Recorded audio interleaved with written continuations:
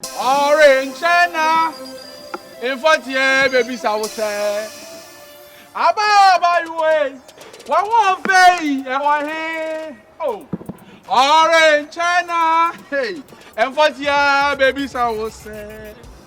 Oh, see, can ye? Who see, can ye? Enti ma wani suo ma wani suo Jesus na fawati fama wiase rade abrantia wasi suo ababawa wasi suo hwani ye na nche na wiase awie ne ba. You have to repent. Repent for your sins. Repent from your behavior. Obraboni emwani pa. Obraboni emwo brabo. Abrantie wasi so baba wasi so. Ade na wo hwe nyame ahenie no kwan. Wasi nyame adwuma na hwe na wo dia yedai akoso. Abrantie wo de wabrabo eye dai. Ababa wo de wabrabo eye dai. Ewiase kwa na wie ye o. Enche na wiase ra no wo ba. Jesus Christ on Woba. You have to repent. You have to repent. Repent from your sins. Repent from your character. Repent from your behavior. Let the God Almighty bless you.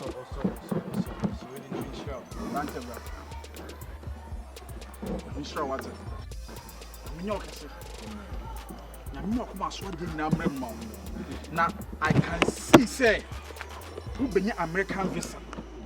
America. God will do it for you. Say amen. Amen. I mean, wow, sir. What your man, Yamia Quad Deal. Yamis Oma a common day, and then a da. Yamin Cow. They see you. They move for Homa Radi. For my Jesus Christ. What's it? Yamin Cow. Yes. One day, Yamia Jumano. You wanted Yamo be a Dibian, Yamia Jumano. Yakasa was so obeyed to an somehow. Mammy, Yamin sure baby, I will be a. Nyame nya okase nyame ma oni suade hu nyina emrem nyame ma enipa wotan wo de wotan wo no nyame ma watamfo no wonfa sika nkurihye watamfo nsem na wonfa ne nkwakura ase na wonfa kwoto deto wonfa sika nkuri kwoto kwaye ewrade hash the latai fa o tu ewrade so Ewrade na betimi agye wo kwa enipa biara no betimi aboa emfa nto obronsam so me Joshua Brantie die na nyame nyama wo so for we die me twemu achi na mete se wo preach yes na asa atoma konwa so na asem bi e ha me beto beto ni eja wo boa me na atetimi ache Brantie die na e ha bibia ni ho a ye wrade Nyankopon wantimi nyama wo so for the hand of the doors so for it mean jai let us one jema ho adwama your hobby who oba na akopare so for nyese wo kenyo so enti ade na pese Awurade fa me so yema wo so for mo say obobom pa ma me no betumi jam asem no skate metam bo no so me hu nwa mo me mo pa yema na jam asem ugidie ensi upi se fi wakom so obegye adwama ya me so as a man of God I will pray for you and God will deliver you from a German Ashawo Koshibra. A branch of Catoni near Montpire. O 2 for John Yankupon. And now Bawa him. Papa was a German and a Hano. Some day a bompire. A to 2 whom Fibiara. A German who be a tinner cumum. A German be a tin body. Papa may bompire to come. Some day a bompire. Papa, you did yourself obey.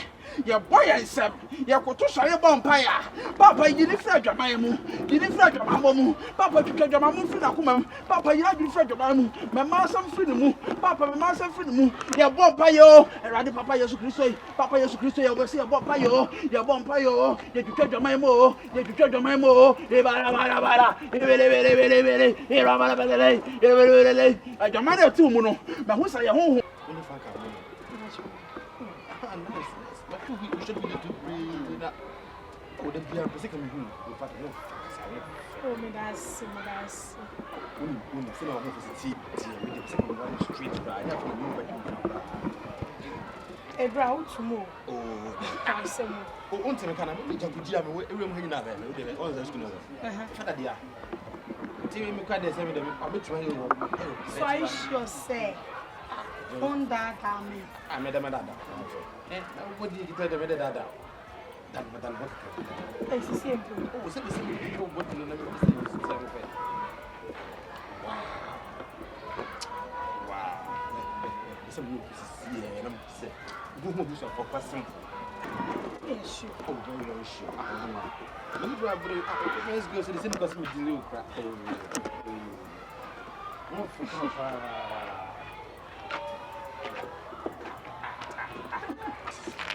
Adwaman hu bia na boy brantie mu adwaman bia hye ne mu edi nya nyame bia mane ma mu sa brantie adwaman na e wo bɔ no enye woni a ye hu fi bi na be wura mu enti hu fi kura hye wo mu yi hu fi hye wo mu yi e ma wo bɔ adwaman yi hu fi hye wo mu yi a e ma wo bɔ adwaman yi me bɔ ne tuo e pe me sa bɔ ne tuo e pe gidi se nyame be ye nyame be tutu hu fi no ewrade me da wase se wo tie me na wo tie ma so pam na wo sa brantie yare ama na adwaman ya wo bɔ ene den ena me sofo tintin atwa so nti wo be sesa in the name of Jesus papa ye da wase se wa ya ma ya dom nti agidifo mu nyina wo menka se amen na brantie ho ato ha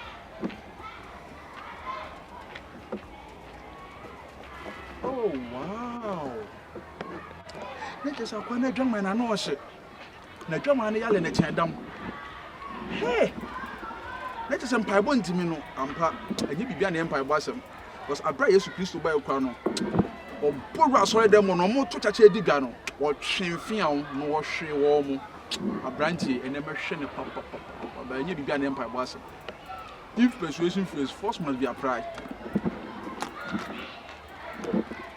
Hey,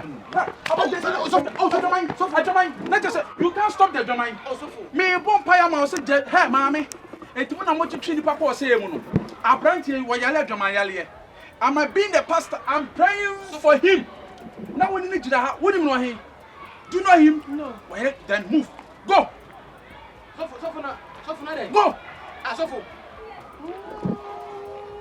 so na akwa different so mama drum mo paya ma hey go come my deliver away go oh so for mama drum mo paya ma mommy you need prayers. I have to pray for you. Let me ya control mom. Young me mom pay me. Let's go.